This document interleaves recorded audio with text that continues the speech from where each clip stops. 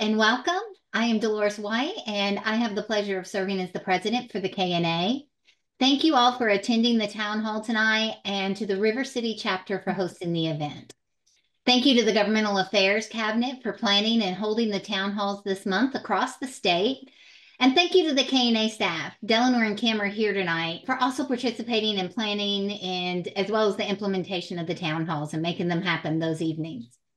And a special thank you to all of the legislators and legislative candidates here tonight. We truly appreciate you attending and for your support. The KNA represents and speaks for 90,000 voting Kentucky nurses who make up 53.3% of the healthcare workforce. We want to encourage you to please contact us at any time. If you need any information or assistance, we'd be happy to serve as a resource for you when you have health and healthcare questions as you are planning legislative actions and making decisions. We are here for you and would be happy to assist. Now, I would like to turn this over and introduce our KNA CEO, Delano Manson. She will review the agenda and the guidelines for the evening. Hello, everyone. Thank you so much for being with us today. We really appreciate your time. I want to say that we will allow you to have 2 minutes to introduce yourself and to tell us a little about yourself. And then as we go through and we have questions, you'll have 2 minutes as well. I have this lovely pen here. When you see it, you have 15 seconds. And then I will ask you to conclude your remarks. And if you're unable to, I will mute you. Hopefully I won't have to do that, but I am the timekeeper. Thank you so much. So we're going to start with you all having the opportunity to do introductions. And then April, the co-chair for the Governmental Affairs Cabinet for the Kentucky Nurses Association, will speak a little bit about the KNA. And then we will begin with some questions and we will finish up with a closing by Dolores White. So how about if we start with introductions? April, I'm going to start with you. Sure. Hi, everyone. I am April Hester. As Delano mentioned, I am the co-chair of our Governmental Affairs Cabinet, and I will be your moderator and question asker tonight. Thank you, April. Taylor Jolly.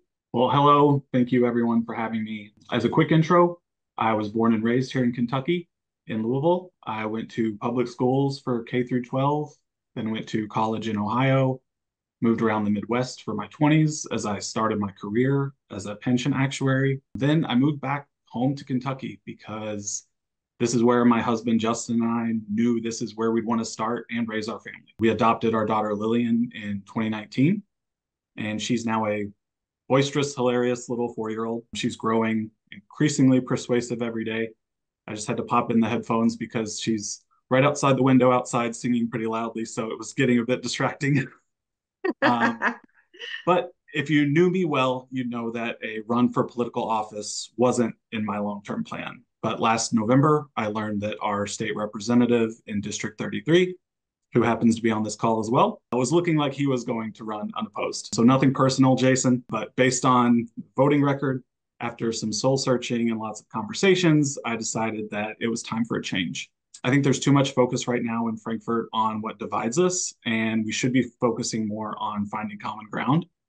And I mentioned I have a young daughter, and I'm concerned what the future has in store for her. So as a representative in Frankfort, I would promise to fight for women's reproductive rights, to protect public education, to keep working families in mind with every vote, and just a voice and a vote for common sense. I won't pretend to have the answers to every problem facing our Commonwealth, but I can promise that I would do the work, that I would listen to experts, look at the data, and base my votes on what I truly feel is best for the people of Kentucky. Thank you very much. Next, I'm going to Calvin Leach, please. My name is Calvin Leach. I am a recent graduate of U of L from the master's program. I am a 5-year Army reservist. I previously worked for Councilman Rick Blackwell, that is Metro Council District 12, for those of you that may not know. I currently work part-time at the airport. I interned at Kentucky Refugee Ministries, and I occasionally volunteer for some local nonprofits in my area, typically the South End Street Angels. And when I can't volunteer, I try to donate whatever I can, usually food and clothes items. For what it's worth, both my parents are in the medical field. My dad is a pharmacist. You consider that part of the medical field. My mom is a travel nurse. She's also the former director of case management at Humana. Unfortunately, though, my expertise, I have to be honest with you, does not fall in the medical field. The nursing profession is not something that I am well versed on, and I've had to take on what I would describe as more of a qualitative research approach just to prepare for this. I don't have all the answers, and there's only so much that you can get from source material and conducting individual interviews and those kinds of things. But I am going to do the best I can to answer your questions and make everybody happy, and hopefully we'll have some good discussions. Thank you, Calvin. And I'm going to go to Sarah Elizabeth Cottrell. Hi, my name is Sarah Elizabeth Cottrell, and I am the candidate for the House of Representatives for District 41 in Louisville, which stretches from Hikes Point through the Highlands over to Audubon Hospital and St. X over there. I am a mom of three. My husband and I have three kids, ages 11, 12, and 15. I am an educator, and my specialty is education in a variety of ways, pre-K through college, teacher training, that sort of thing. I am passionate about many things, including nuclear energy and all things affecting children. So I have lived in Louisville for 17 years, in the Highlands since 2020, and look forward to chatting with you all and meeting more of you tonight and learning about how we can advance the nursing profession in Kentucky. Thank you so much. Chris Lewis. Yes, hello. Thanks for having me tonight. My name's Chris Lewis. I'm a candidate for state representative in House District 29. The bulk of that district is the Fern Creek area, sort of south of the Gene Snyder, and then all the way along the Gene Snyder up to Taylorsville Road. That's the bulk of the district. It is Kevin Bratcher's seat. He is retiring and running for Metro Council. I've been in public service for over 22 years. I started my career with former Congresswoman Ann Northup in her district office here in Louisville. And then the last 18 years, I have been with the Louisville Metro Council in several different capacities. I'm a lifelong Louisvillian, graduated from PRP High School and the University of Louisville, married my high school sweetheart. We just celebrated our 20th anniversary this year. I've got two kids, about to turn 16-year-old daughter, so I'm terrified of what's to come in the next couple months with her driving, and then a son that's about to turn 14 years old. So I've got two great teenage kids at home. Look, I've had an opportunity to do a lot of different things in my career and maybe go a different path, but public service is always just where my heart has been. You know, I love finding creative solutions to problems and generally just rolling up my sleeves and doing the hard work every day to make people's lives better. And that's what I've spent my entire career doing, and that's what I'm passionate about. But I'm very thankful to be here tonight to learn more about the nursing profession. Now, I do not have a background in the medical field either, but anxious to hear from you guys. So thanks for having me. Thank you, Chris. We're going to go on to Colleen Davis.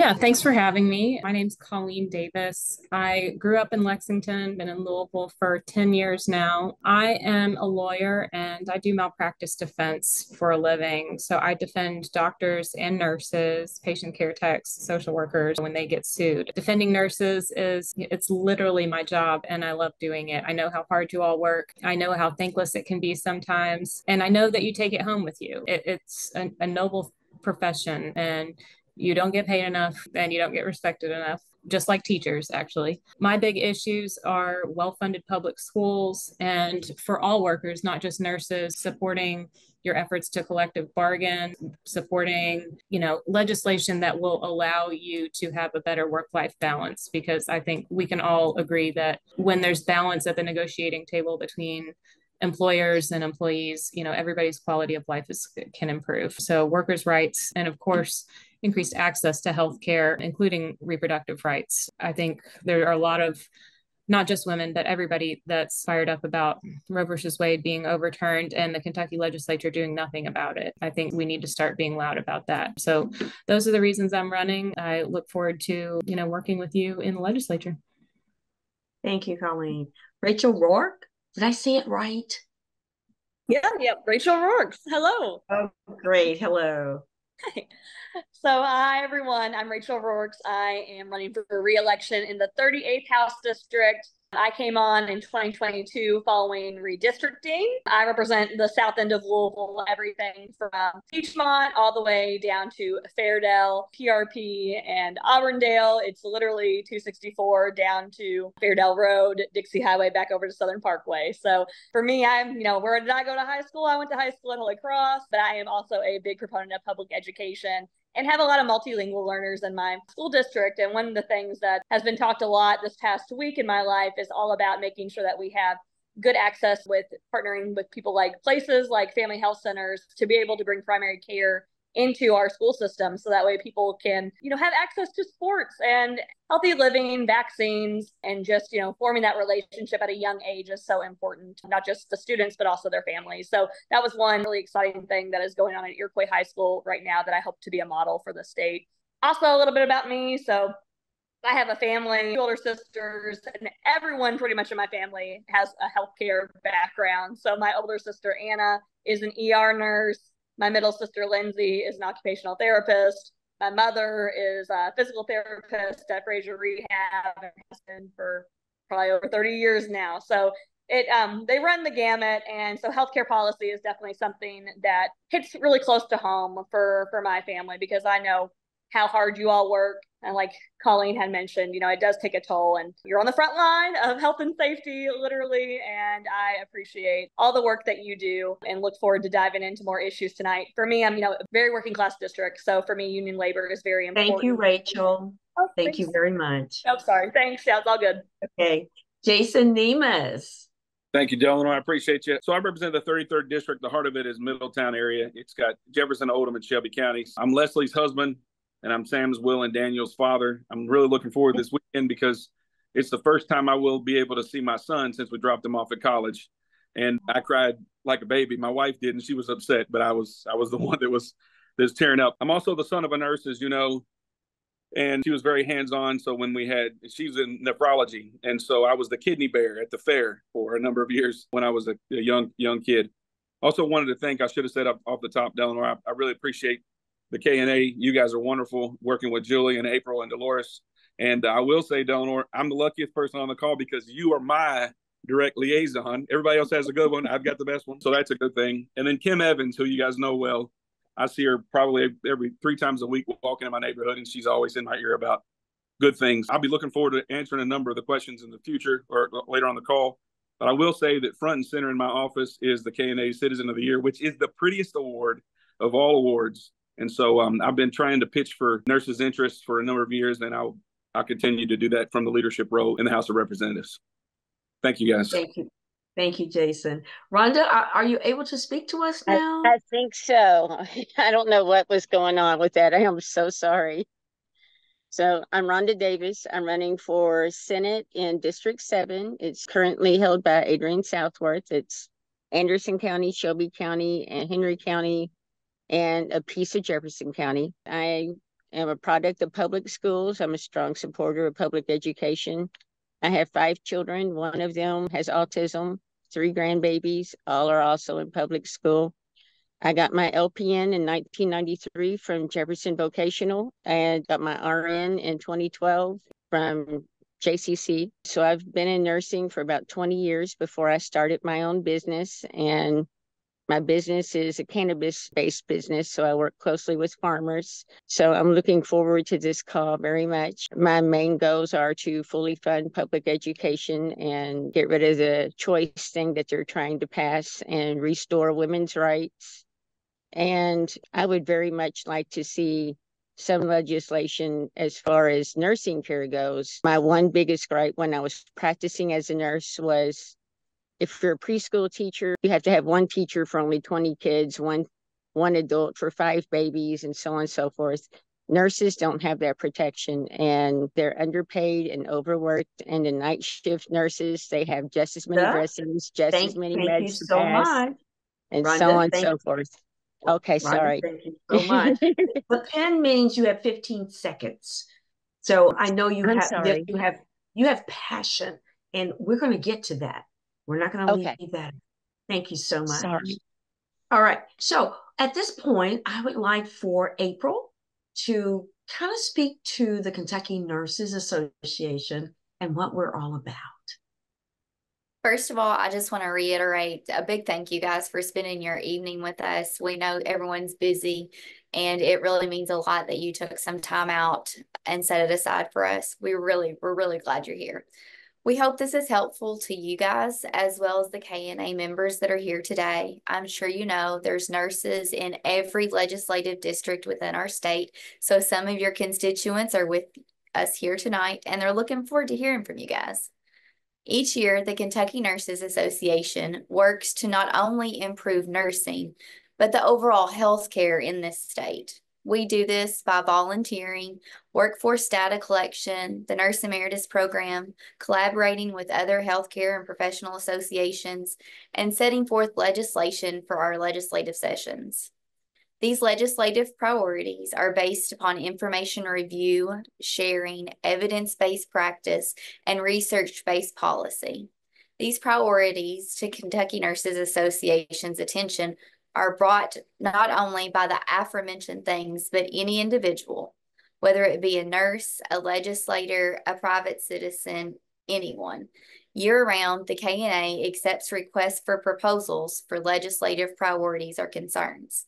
The form to submit to KNA for this can be found under the advocacy link on the KNA website. We appreciate that the legislation for decriminalization of healthcare workers was passed. Kentucky was the first state to pioneer such legislation, and we're looking forward to see other states follow our lead. In the 2023 legislative session, the General Assembly passed House Bill 176, strengthening our policies to prevent workplace violence. Still more needs to be done. Data shows how important this is. 48% of nurses reported an increase in workplace violence, and over half of those nurses reported some form of injury to that violence. Thanks to the Kentucky legislature, we now have become one of many states that had enacted some form of workplace violence legislation. We applaud the General Assembly for increasing the safety for all healthcare workers, including nurses, within our great state, and we're looking forward to addressing the nursing shortage in such ways. As you know, Kentucky, as well as the entire United States, has a critical nursing shortage. About 36%, or to give another perspective, about 13,000 nurses short by the year of 2025. KNA wants to continue to partner with the General Assembly to implement creative strategies to address those shortages. At this time, we have 3 legislative priorities for the upcoming 2025 session. While we don't have specific legislation, our goal is to shine a light as well as educate and speak to legislators and really anyone that'll listen about these issues. First of all, the overall healthcare workforce shortage within this Commonwealth. Second, school nurses. And last but not least, sexual assault nurse examiners, also known by SANE, the acronym. You will find additional information on these topics in the town hall packet that you received. Please know we'll be sharing additional information in the future about those priorities. KNA supports a number of issues dealing with recruitment and retention, the Nurse Emeritus programs, making the workplace safer and less stressful, and measures that would make nursing more appealing career for individuals to enter into. We work not just with legislatures on our priorities, but with other provider associations and groups to collaborate on these solutions. Now I'd like to give you all the opportunity to share with us your thoughts on what's important to the Kentucky nurses. Julie Denton's not with us tonight, so you guys are stuck with me asking all the questions. You'll take turns. Delano will be your timekeeper. You'll have 2 to 3 minutes to respond. If you need clarification, please ask before speaking. And with that being said, I'm going to pull my questions up and roll right into it. Question number 1 involves SANEs, or sexual assault nurse examiners. I'm going to give you a little background, then I'll ask the question. As you know, nurses are a critical part of our healthcare system. When it comes to caring for sexual assault victims, our role is critically important. The Kentucky Nurses Association supports SANE nurses, or SANEs, as the gold standard in sexual assault victim care. SANEs are needed in every emergency department in our state. While healthcare professionals and legislators and leaders agree SANEs are needed, the shortage still remains, and many victims are turned away from hospitals or sent hours away from their homes for these exams and data collection. With 1 in 5 women experiencing sexual assault, 1 in 5 women, I want to reiterate that point, in their lifetime, we know the need for SANEs exceeds their availability. So the question is, how would you work to resolve this gap in care as a legislator? And would you support funding to increase SANEs in Kentucky? Before I call on anyone, I just want to make a statement that we have 328 SANE nurses in the state of Kentucky for 4.2 million people. So with that in mind, Taylor, I'm going to ask you to respond. Thank you. I mean, the short answer to April's question is absolutely. I think you touched on this, but too many sexual assaults go unreported.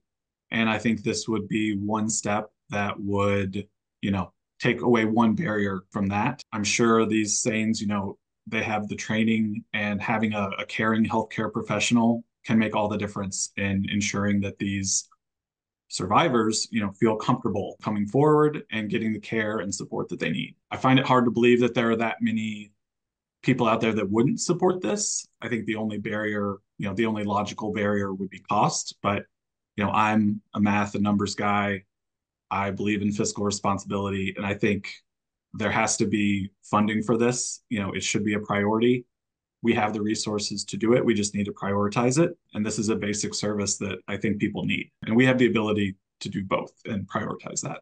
Thank you. Calvin, would you like to respond? Well, I would agree with what Taylor said. I think that nurses of all kinds are indeed the backbone of the healthcare sector, and I'm fully supportive of the allocation of funds or any kind of legislation that might work to bring more SANEs into the fold. That being said, though, I really don't think there is any magic bullet solution that's going to fix this whole thing. I think it's going to require more of a holistic approach that addresses a number of key factors, like, for example, marketing. I would question how well this profession is being marketed overall to the younger generation, because as someone that has spent probably more time than anyone on this planet in the education system, I can tell you it's just not there. It's not in the high schools. It's not in the colleges. If anyone tells you otherwise, they're kidding themselves or they're putting out misinformation, because it's just not there. And there's nothing that really jumps out in terms of some appealing advertisement for this occupation. So if it's not visible to the student body, then any prospective nursing students are going to naturally gravitate towards other professions. So I think an aggressive marketing strategy should be the primary focus of the KNA. And as far as what I would do as a hopeful state legislator, I'd push for something like tax credit voucher programs that would cover the cost of the course that you have to take, as well as the exam. If you don't pass the exam, you have to pay that money back. That's the downside of it.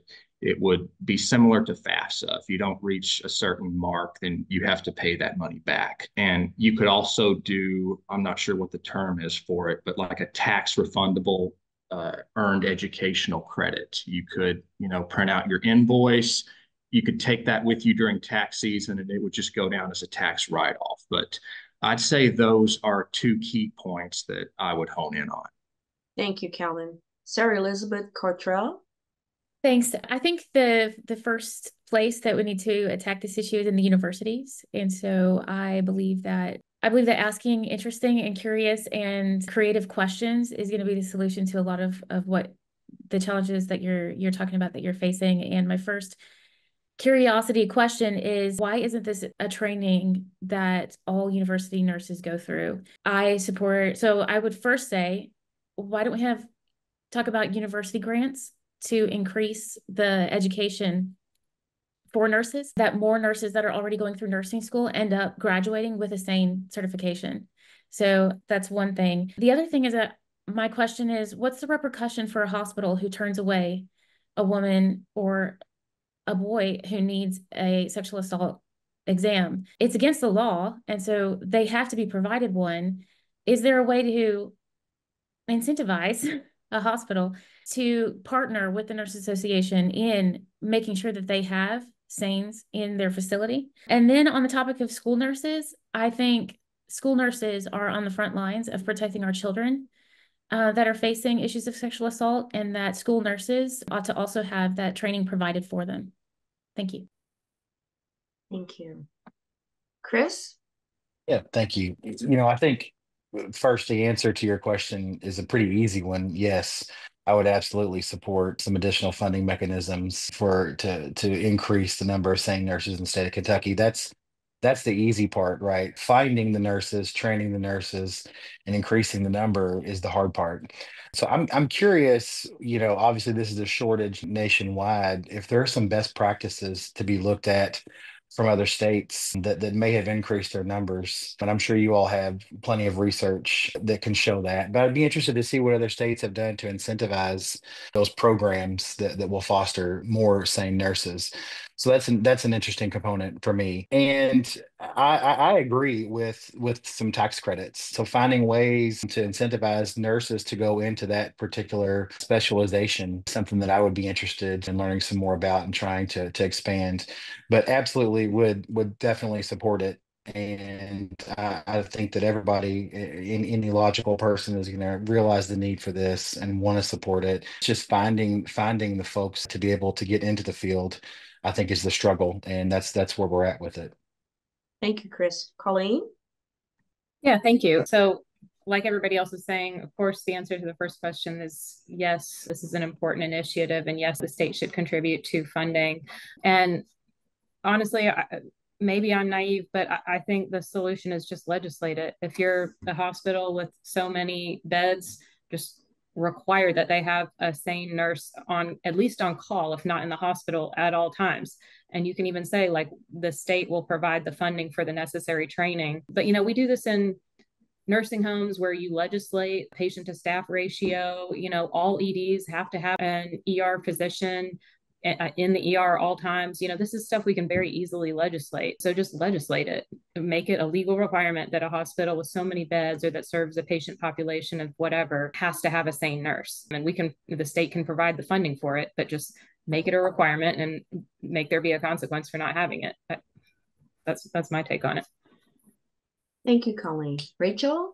So yes to proper funding. I do have several questions that are probably better suited for follow-up, but I think as we're diving into a really great program like the SANE nurses, we know this issue is pervasive. What does the data show us around reasons why also we don't catch it necessarily? There's a lot of, what I'm learning is that there are a number of reasons why somebody may have been assaulted, but they don't present as such. And, we as medical professionals, it's our job to, be able to be that gap and help people connect with those services and to identify. And so as new research comes out, my question and things that I would like to learn more about are, what are the barriers currently, but then also what is the funding gap that we're looking at for the SANE nurses? Because everything that I have heard to date is it's a wonderful program that we need to continue, but it needs to be better funded. So for my education, I would love to learn more about what is that funding gap before maybe commenting on how we would fill that funding gap. But I am very interested in public policy too, that where we're talking about creative ways to fund things that we've had this gap in. And so, for example, like Georgia has a high-speed law where if you speed over 20 plus miles per hour, there's a fine, and it goes to, fund certain programs. And so I'm definitely interested in creative ways to fund some of these issues in the short term, because we know that we have a gap. I think it's a bipartisan issue that we know that we want to do something about it, but it's all about finding that creative funding source in a time when we are trying to be fiscally responsible. Thank you, Rachel. Rhonda? Yes. What are the qualifications to get SANE certified? I thought that was like a higher degree position. It is not a different degree. It is a further certification. And the Kentucky Board of Nursing requires a specific certifying body to do the certifications within our state. So can an LPN become SANE certified, or do you have to have a bachelor's? I think you have to be a registered nurse with either an associate or a bachelor's. I am not 100% sure, but I am 80% sure an LPN. Yes, an RN is required. Yeah, thank you, Eleanor. Okay. All right. For some reason, I had it in my head that was a master's level And certification. that has to do basically with the knowledge base, which has to do with the knowledge base for the RN versus the knowledge base for an LPN. Okay. As well as, psychology and physiology and all of those components that are more in depth for an RN than they are for an LPN. Okay. As far as tax credits and stuff like that goes, it sounds great, but you have to have the money in the first place to go to college to get those certifications. And I would much rather see like a sliding scale tuition. Lots of people want to go into nursing and just can't afford to go, especially, an RN is a 2-year degree versus a 4-year degree is a bachelor's. And SANE is one of those specialties that is not very well known. I'd probably been a nurse for at least 10 years before I ever even heard of a SANE nurse. And that was because I was taking CEUs on sexual assault, and it was taught by a SANE certified nurse. And I was very impressed with the lessons that we had. But I agree, we need to have a SANE nurse in all hospitals, for every shift. I think that we also need a SANE nurse in the prisons as well. There's a lot of areas that would benefit from that. But Thank I you, would like to Rhonda. see college easier to get to so we could get that education. Thank you, Rhonda. Jason? Yes, thank you. I mean, I agree with what's been said. Of course, before funding is an issue, I would like to know what the funding gap is, as Rachel says. But it's something, if it's going to be a focus of the KNA, it needs to be a focus of us. I do think, though, that the funding is not the only issue. We've got to get more nurses. The shortage is the issue. And so that's something we focused on. I do want to note, if I could, I know we're running for office, so I got to say, both of the bills that April mentioned were my bills. Thank you guys for bringing them. House Bill 176 for the hospital safety plan. And I followed up recently, about 2 weeks ago, with a letter requiring all the hospitals to let me know what they've done. And then the other bill to protect nurses from mistakes that they made, first in the country. Very proud about that. I have to say it passed the House, and then I put it in Patrick Flannery's name. So it was my bill at first, but Patrick his mom's a nurse, and he was working really hard, and I'm trying to be a good teammate and so forth. But both of those bills were my bills. Thank you for bringing them to me. So I'd be honored to run your number one bill again this session, as I have. But we have to do something about the shortages in especially our more rural areas. I mean, it's hard to say no to you guys, because you do so much confidence in what you guys do. So yes, if it's your number one, then I'll grab the bull by the horns, as we did the other two things, and we'll get it done. Eleanor, put that in writing. That's right. I have it on the recording. But Jason his door has always been open, and he always answers the phone when I call. So thank you, Jason. All right. Thank you all. I wanted to make a couple of comments about the SANE nurses. And that is part of the reason that we don't have enough SANE nurses is about funding, but also that in hospitals, they're not sending people away because they're not doing the exams. They have people there who can do the exams, but they're not trained as SANE nurses. And so they're not getting the same quality that those who have the ability to be seen by a SANE nurse. So I want to make sure that you know that hospitals in the state of Kentucky are trying to provide the service, but in many cases without the expertise of a SANE nurse. So April, would you take the next question, please? Yes, ma'am. Our next question involves school nurses, and I'm going to give you a little background, and then I'll pose the question at the end. So based on the fall of 2023 data, out of 171 districts, only 101, or 59.1%, of schools had a full-time nurse in all schools, and 25 districts had no nurse in 52 of their schools. Studies show that having a nurse in every school all day, every day, reduces absenteeism, improves the overall health of children with chronic illness, has a positive effect on mental health outcomes, and ultimately can save millions in healthcare costs. Kentucky Nurses Association's goal is for every school to have a nurse all day, every day. This goal would require an appropriation from the general fund. I know it's not an appropriation year, but we're going to go with this. Just bear with me. To hiring and retaining those nurses in the schools, although the full cost requiring ongoing funding unless schools can find a way to better absorb the cost. So my question is, what are your thoughts regarding a full-time nurse in every school every day? And do you support funding assistance from the state back to the school districts to help with that cost? I also like to make a statement, and I know this isn't my role, but let me say that every school that has a school nurse has a better chance of those students having a quality of life for their lifetime. And in many cases, a school nurse is the only access to health care that those families have. So we are really, really excited about pushing forward for a school nurse in every school all day, every day. And Representative Fleming, welcome.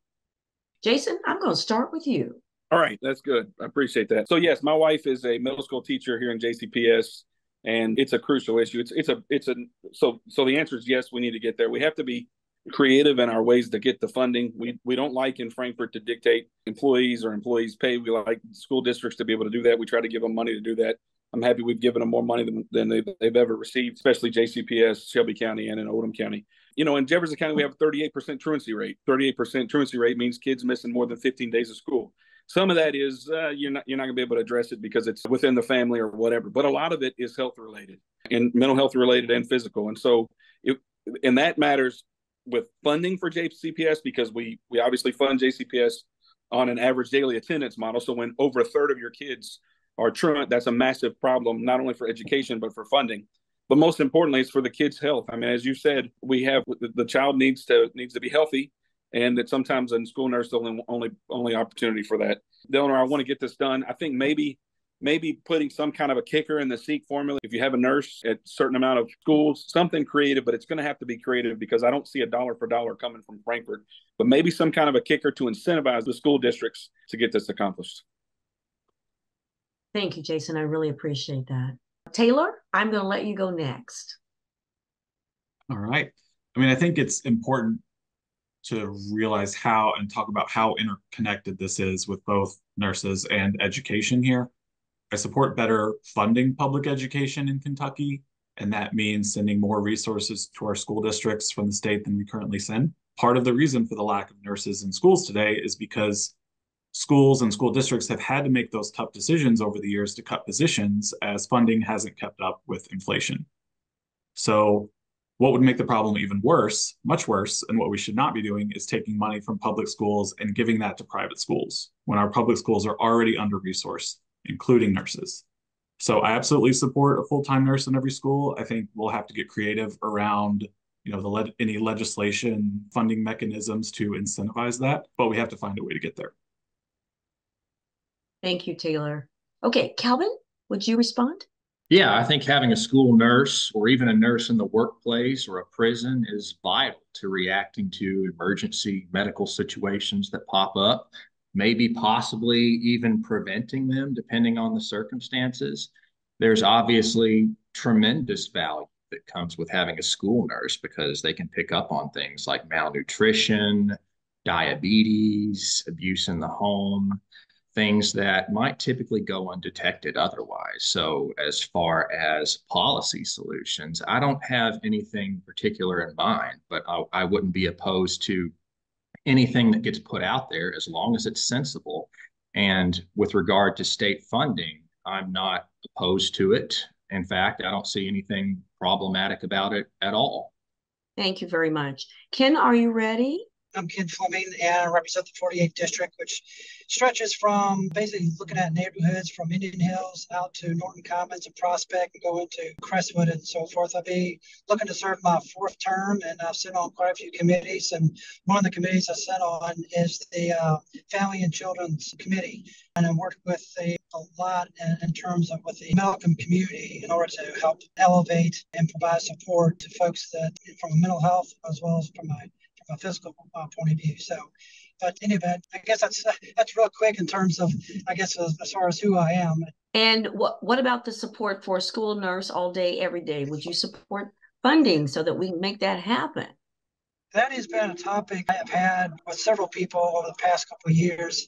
And to be point blank, yes, I think there needs to be some type of support funding stream to these schools in order to provide nurses. Because when I go to Wilder or when I go to these other schools, you see a really dire need to have some type of nurse, particularly when it comes to mental health nurses or mental health consultants or therapists there on staff. In fact, a couple of years ago, last year, I tried to get a Safe Kentucky Act to provide mental health services 24 hours a day for students as well as for teachers and parents. But there are several things that we can do creatively. I guess when I piggyback on Representative Nevis, there are some things we do within the state formula that we've talked about that we can apply some extra funding in order to make that happen. So having that medical support, having that mental health support to their kids is significantly very, very important. And I would support that. Thank you, Ken. Chris? Yeah, thank you. So I think those of us who have or have had school age children know just how important a nurse in the school can be. Because if you're a parent of a kid that has spent any time in school, you've probably gotten a call from the school nurse about a headache or an upset stomach or some other sort of ailment. And so I think the need for school nurses is critical. And I absolutely recognize the importance of having them and the benefits that the kids get from having that access, particularly I think in rural areas where, as some of you have already alluded to, that might be the only access to healthcare that these kids get. And so I 100% support trying to find some creative solutions and working with Jason and Ken and the leadership to try and find a way to get this done. So I absolutely do support it. Thank you, Chris. Rhonda, would you give us your opinion? Okay, well, I am blessed enough to be in Anderson County, and we have a school nurse, a nurse practitioner, a psychologist, and a therapist, and they are absolutely amazing. And I've had my other kids that grew up in Jefferson County, well, one of them was on medicine for ADD, and half the time the receptionist gave them their meds. I have friends that their kids were receiving shots for diabetes, and those were given by someone with no medical training at all. I think that we would probably have the funding, for this if, schools were properly funded. This funding has not kept up with inflation, and a lot of times education funding has been slashed. If we fully fund our public schools and stop trying to give public money to private schools, we would be able to do this, and every child would have the benefit that my twins in high school here in Anderson County would have. So yes, I am fully on board with school nurses. Thank you, Rhonda. Rachel? I wanted to ask a question. Of the, I think you said 107 of 117 counties, that was the gap in full-time nurses. Where are the districts located that do not have the full-time nurses? We could probably take that offline in terms of the specific, but would you, in terms of supporting school nurses in the schools all day, every day, where are you on that? Of course, absolutely. As I said in my opening, have a family center that has gone into one of the high schools in my district, and to see the transformation that is happening there with better attendance rates, more participation in sports because students actually are able to get their physicals now, the mental health components of, being able to have more folks that are trained in that and professional being on site in addition to what we already provide in schools. The supplemental benefits that are coming from it is truly life-changing. And I think, I every now and then like to throw around that I'm the youngest female ever elected to the Kentucky General Assembly. And, there was a time where, of course, when I was in college where I didn't have primary care because, there was a gap after a pediatrician. And so we know that these students do not have primary care access. And so to have someone in the school that can also play that role is very important. And I've definitely been excited that that is a bipartisan effort where that we support in terms of funding. And I think, knowing where those are located, we can maybe have the conversation about like, is this urban versus rural? Because we know that often our rural counterparts, need extra support in that. And we have ways to pass legislation that then targets those areas. But also, I think folks in the urban area that I represent with Jefferson County, we have tremendous partnerships and people stepping up to fill those gaps. So we can definitely get creative, and I'm excited to learn more. Yep. Thank you. Colleen? Yeah, thank you. Like everybody else is saying, yes, absolutely. We should have a nurse in every school all day. And as far as how we're going to pay for it, I mean, I don't even like really entertaining the question because we've got a record surplus of over $1 billion. And having a nurse is like paying for preventative health care. It pays off. You're going to save so much more than you spend. When we cover preventative health care, we're preventing problems down the road. We're preventing people from getting sick. We're preventing people from missing work, and we're preventing, more catastrophic things down the road that, one, are painful on an individual level, but two, are expensive. So yes, we've got a huge surplus. We can pay for it. But even if we didn't, it's still worth the investment because it's going to pay off. It's going to help the kids. It's going to help their families. It's going to help teachers. It's just a complete win. So I'll leave it at that. Thank you, Colleen. Sarah Elizabeth Cottrell? Thanks. I have been on public school campus probably about 8, 9, somewhere around their campuses so far this school year. And this is my wheelhouse. This is my passion. I love the children. I love the children of Jefferson County, and I want to do whatever it takes to help them. I will tell you that if you're not regularly walking through unfiltered, not on a tour situations in these schools, you cannot imagine the complexity of what these teachers and students are facing. You just can't. I could go on for 3 hours about this right now because it is right in the top of my head. Schools are about allocation. The funding in schools is about allocation. And so I had this huge question of what happened to the allocation. When I'm looking at a classroom of 31 fifth graders, but there's 30 desks, and I have a box of unsharpened pencils, but I don't have a pencil sharpener, and I don't have a clock, and I don't have a single book to read. And I'm looking at kids representing $500,000 in spending by the district. What happened to the allocation? So when I'm talking about funding in public schools, that's a huge question I have. But I think Jason hit the topic on the head when he talked about absenteeism. It's on the top of everybody's mind from one end of Kentucky to the other. What do we do about getting kids to school? The SEEK funding is tied to absenteeism, to the attendance rate, and academic outcomes, even more importantly, are tied to attendance rate. So if nursing will boost attendance, there's your argument right there. Just keep hammering that. Just keep telling legislators, if we get nurses, we'll be able to boost attendance rates. And then I also want to say, to find creative solutions, like for the mental health issue, what about telehealth in school systems to provide that service? Thanks. Thank you, Sarah Elizabeth. Okay, April, next question. Yes, ma'am. Based upon our priorities of school nurses, SANES, and the nursing workforce, do you all have any additional thoughts or questions for us on these issues? I would inquire about the staffing ratio dilemma and how it correlates to patient safety and this whole thing with mandatory overtime. I'd say these are probably the most common denominators I keep hearing when I talk to nurses of all kinds, whether they're RNs, LPNs, home health nurses that used to work bedside. They all say that there's this combination of too many patients and too much time on the floor. So would it make sense to have some kind of mandate place that would cap overtime? Like, for example, you can't work more than X amount of overtime. Or maybe another entailment could be if you work a 12-hour shift, you get the following day off, kind of like firefighters who work 24 and take the next 48.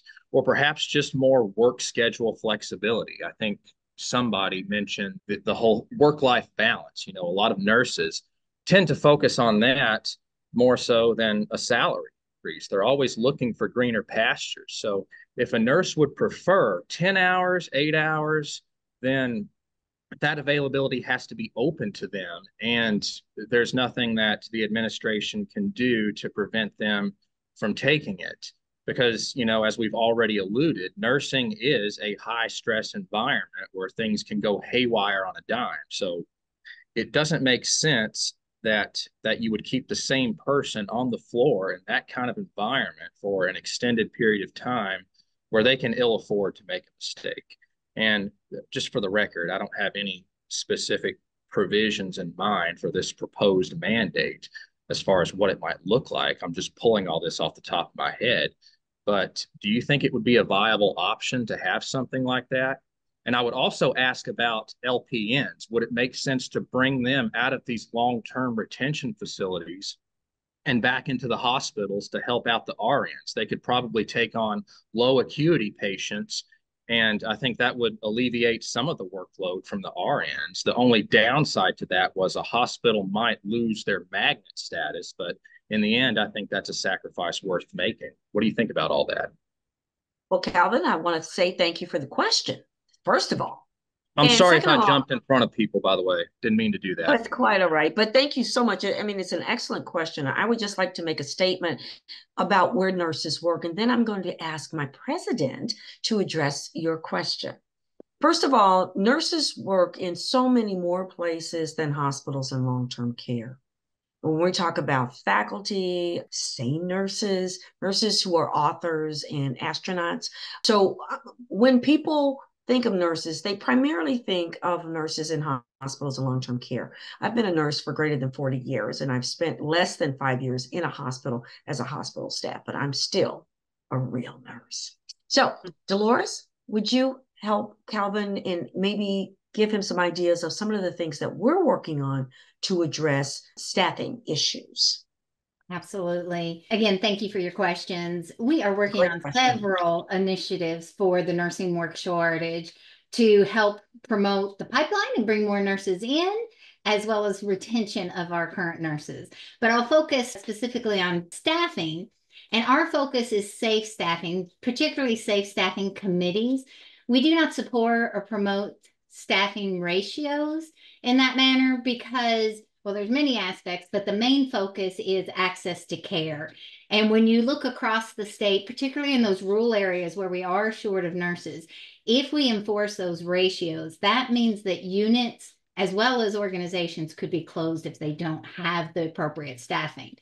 So many aspects there. One could be that there are smaller hospitals that are closing areas, so they do not have access right there. But then it could also be some larger areas are not able to have units open. So we have the smaller areas that cannot send those patients to that higher level of care. They have to keep them there. So the level of care they're receiving is not what that patient needs.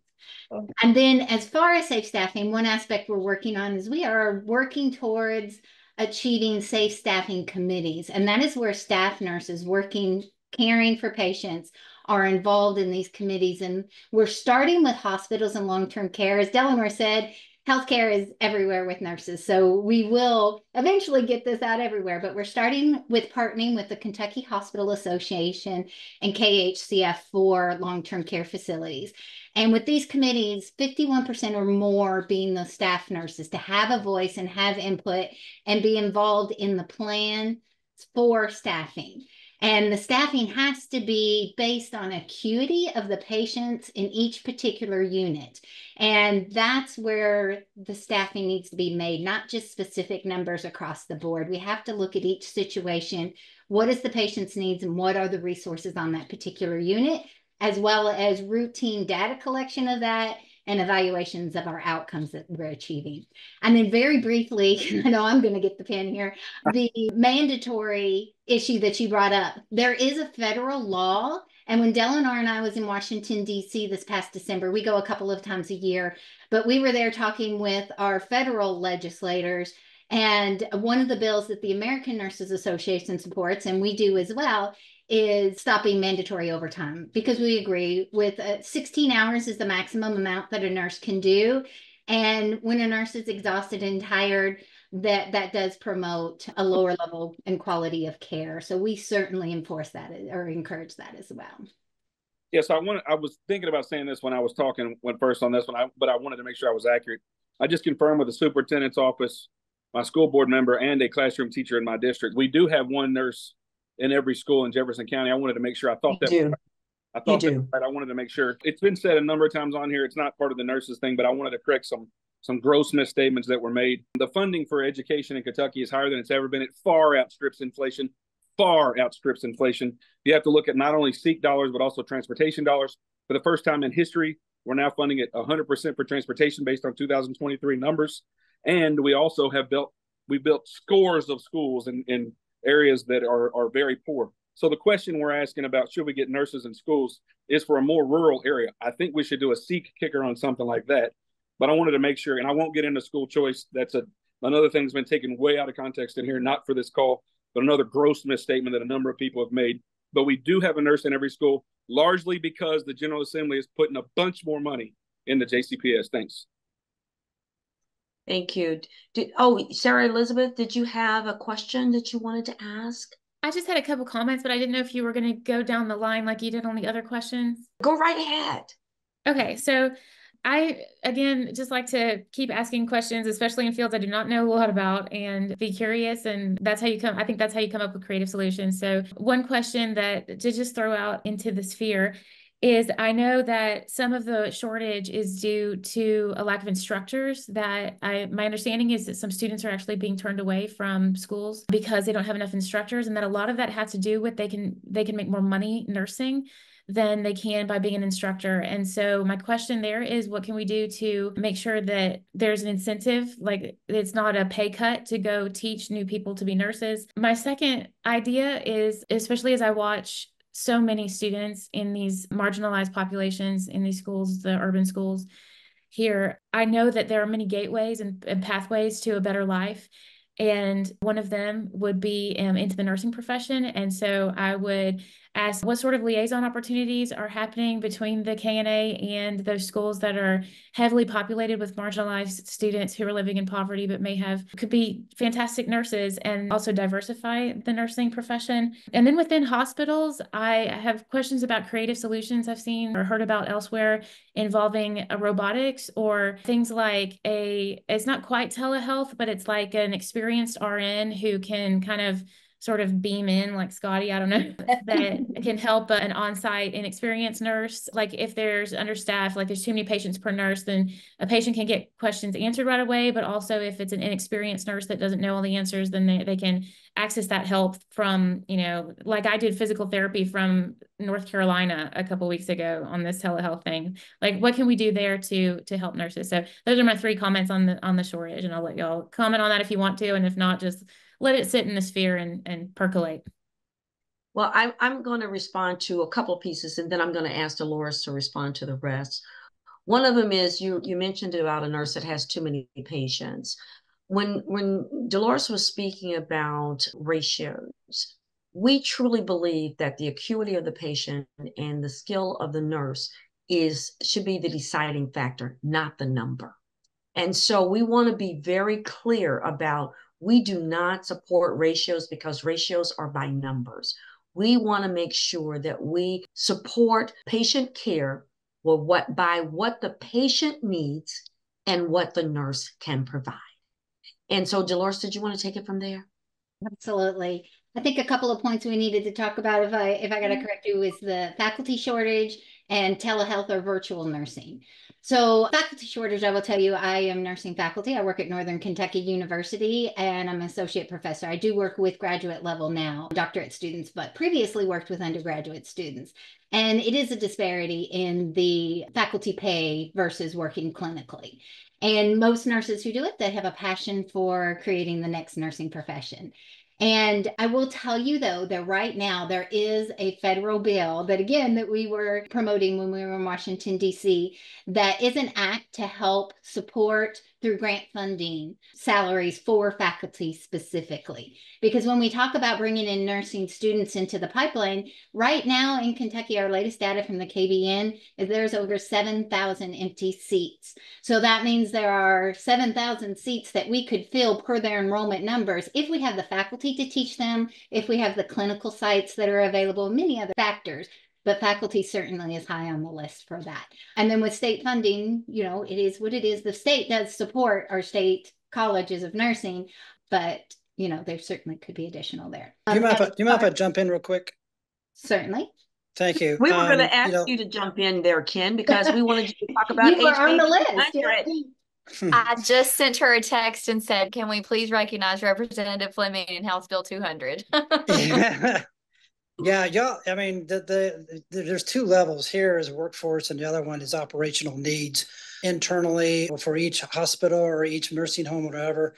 So some people may not realize this, but I know your association was very instrumental in working with us and working with me on House Bill 200. And what that is, as some of y'all know, it's basically a public and private partnership where the state will match dollar for dollar with private money. They'll go into a pot that will be applied to scholarships as well as to institutions, as well as equipment or any other type of support in order to provide training and education within an institution. Y'all may or may not know, but right now we've got $7.5 million that's been in there. My goal originally was $20 million, but I think we're definitely on a right path from a funding standpoint on the state side and also from the private sector side. And so part of my goal next year is to put another $10 million in there to help feed the workforce. If you get down into the high school level, and I've talked to quite a few nurses, to give them a program that will entice these individuals to get into the field of nursing, then that's going to help facilitate them in terms of easy entry into college, as well as having almost a guaranteed job when they come out of college in order to go into a particular field, whether it's home nursing or in the hospital or in a doctor's office. So House Bill 200 is very, very instrumental. And I want to say thank you to the association for being a key player in making that a reality. Thank you very much for coming forward with that. That was perfect timing. And I'll just add, when you talk about reaching out to students in middle school and high school, we do partner with AHEC across the state with all of their regions to help promote that and support nursing students and bringing in the pipeline. But thank you. Really quick, I'll touch on the telehealth and virtual nursing. We absolutely support that. There are organizations in the state. We promote a nurse emeritus program, which is basically what you're saying there. There is a nurse with experience to serve virtually as a resource for those newer, more novice nurses. But then also some hospitals and organizations are having virtual nurses be a part of the team. So they can virtually be in the chart and look at the labs and the orders. They can help with assessments and education and discharge planning. There's many things they can do virtually as part of the healthcare team, along with that nurse working at the bedside. So there is some of that going forward. Also, we had a attendee who wanted us to mention about telesane support, that is also available as an option. But again, it takes funding to even make that happen. So I had put into the chat for our panelists, if anyone had one question, because we only have time for one more question, because we want to make sure that we are respectful of your time. And I think, Taylor, you had one more question. I'll be quick. One clarification and one question. Since I know this isn't a debate, or this is not a debate, it's a panel, but we've got the benefit of being virtual. So live fact checking. There's a 2023 report from the Kentucky Center for Economic Policy that said that state funding was well below 2008 levels when adjusted for inflation, and the new budgets did make progress toward that, but didn't make up that deficit all the way. And as far as my question, I would just like to know from KNA, I would love to be an accessible, open line of communication, but what policies or issues or proposals do you think would do the most to address the general nursing shortage, not just the same nursing shortage, but the general nursing shortage, and help lighten the burden on Kentucky nurses? So I'll skim the surface and then I'll let Dell our expertise go, because I know that she will. I think our priorities kind of speaks to that specifically. We're looking at overall workforce shortage. We're doing multiple things: the decriminalization of healthcare, workplace violence. We're looking at safe staffing. We're looking at sane nurses. We're looking at school nurses all day, every day. So it's very multifactorial, multifaceted. So it's not just one specific thing, but a plethora of things that we can do to increase or decrease that shortage. One of the most important things that we need to do is to honor our nurses. One of the things that we hear from students is they do not see nursing as a profession that they want to go into because they're not valued. And so one of the things that we did in collaboration with Representative Nemes was the violence protection for healthcare workers. And that was passed in 2022. But nothing has been done to get it implemented, except for the letter that Representative Nemes wrote to the Cabinet for Health and Family Services. Was it 2 weeks ago, Jason, that you put that out? But the point is, we need to value nurses, and we need to tell them that they are a profession that we support. You know, 18 years in a row, nurses have been deemed the most trusted and the most ethical profession of all professions, not just in the healthcare field. But nurses don't hear that, and they don't hear that appreciation. So if you know a nurse, thank them when you see them. And then also, when it comes time for us to ask you for your support so that we can help nurses see that they're valued, please say yes. Please say yes. So with that, we are out of time. And I want to say thank you all for being here with us. And I also want to say thank you to the attendees who took the time to listen and put questions in the chat box and to send me questions on my text. And I'm going to turn it over to the president, Dolores White, to close us out. Thank you, Delano. And I'll agree with Delano. Thank you, everyone, for being here tonight, our panelists, legislators, candidates, everyone with the KNA, and our attendees as well. Thank you all for making this a wonderful discussion. Lots of great questions and topics to discuss to support the nursing profession. We appreciate you. I just want to announce and remind everybody of a couple of upcoming events. One is on September 26th. It's our annual business meeting where we will have our year-end review. We will review our strategic plan and do a Nightingale tribute to honor nurses that have passed in the last year. We'll be voting on bylaws and much more. Please try to attend. It's virtual. You can register for that now on the website. November 7th, we are holding our first gala to celebrate nurses. It's going to be a fun evening of networking, dinner, dancing, and awards. We're going to be at Turfway in Northern Kentucky. Hopefully you can attend.